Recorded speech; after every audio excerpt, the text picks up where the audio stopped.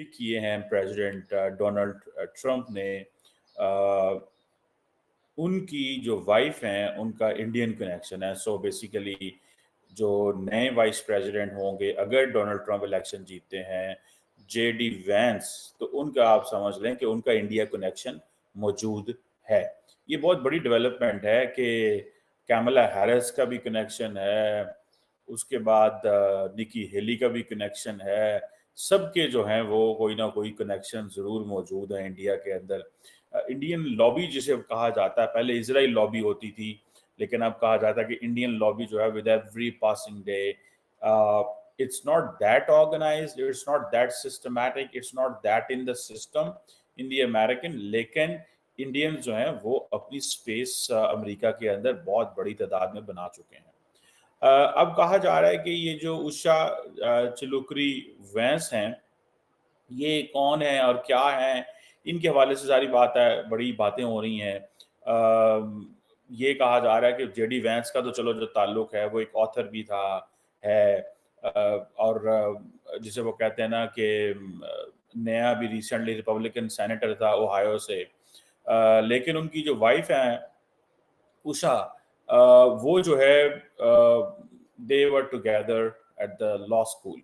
अच्छा, मज़े की बात ये है कि मुझे जो मैं जिस चीज़ को देखता हूँ and what I get impressed कि अक्सर जो इंडियंस हैं वो बड़े ख़वातीन और मर्द जो हैं वो बड़े बोल्ड स्टेप लेते हैं। इंडियन ख़वातीन में ये हैं वैंस साहब जो हैं, क्योंकि उनकी वाइफ ये उषा जो है इंडियन डिसेंट है। इसका मतलब ये है कि जो मिड वेस्ट के वोटर हैं वो उनको पिक करेंगी। इंडियन अमेरिकन जो हैं, क्योंकि पहले ये बात चल रहा था जी कि रामास्वामी जो हैं उनको पिक किया जाएगा और इंडियन डिसेंट को देखा जाएगा। तो ये जो प्रेसिडेंट ट्रंप ने जेडी वैंस को पिक किया है, तो इसमें उनकी वाइफ जो है वो इंडियन डिसेंट है और जेडी वैंस जो है he is a super far right का शख्स है। सो वो दोनों चीज़ें जो हैं ट्रंप जो है वो पिक कर गया। सो वो जो अमेरिका की पॉलिटिक्स के अंदर एक हिंदू आइडेंटिटी, या वो जिसे कहते हैं ना, ये एक जिसे कहेंगे ना, so this is a sort of A Christian plus Hindu, जो एक आइडेंटिटी है वो सामने आई है। ठीक है। सो मैं तो ज़ाती तौर पे ये समझता हूँ कि ये बहुत बड़ी डेवलपमेंट है। देखें होता क्या है इससे, उषा ने कुछ जाके दिल्ली में बैठ नहीं जाना। वाइस प्रेसिडेंट जेडी वैंस ने कोई जाके नरेंद्र मोदी से जफियां नहीं डाल लेने के भाएं तुसी मेरे सहुरे होए थे इंडिया दे विच मेरे सहुरे ने, या मैं जनाब इत्थों दा बड़ा मेरी गलबात है थे, ऐसे नहीं होता। It's all soft power. जो इंडियन डियास्पोरा है, जो इंडियन कम्युनिटी है, उसकी जो सॉफ्ट पावर है, इंडियन खवातीन, Indian young girls, Indian young boys, उनकी सॉफ्ट पावर है। अब सबसे एथनिक ग्रुप है जो हाईएस्ट पेड है, जिनकी सैलरी सबसे ज़्यादा है।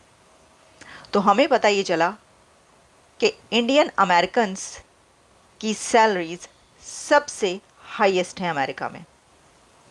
अब आप जानते हैं कि अमेरिका में, क्योंकि ये कंट्री लैंड ऑफ इमिग्रेंट्स कहलाता है, तो पूरी दुनिया से लोग यहाँ पर आकर बसे और यहाँ पर आकर सेटल्ड हुए। अब उसमें जापानीज़ भी हैं, ताइवानीज़ भी हैं, फ़िलिपीनीज़ भी हैं, पाकिस्तानीज़ भी हैं, बहुत सारी नेशनैलिटीज़, यानी उन कंट्रीज से ताल्लुक़ रखने वाले लोग या तो उन कंट्रीज़ में बॉर्न हुए, यहाँ पर आकर सेटल्ड हुए, या उनके फोर फादर्स का उन कंट्रीज से ताल्लुक़। तो इसमें जो हाईली पेड वर्कर्स हैं उनका ताल्लुक़ इंडिया से है, वो इंडियंस हैं, Indian Americans, highly paid workers America में।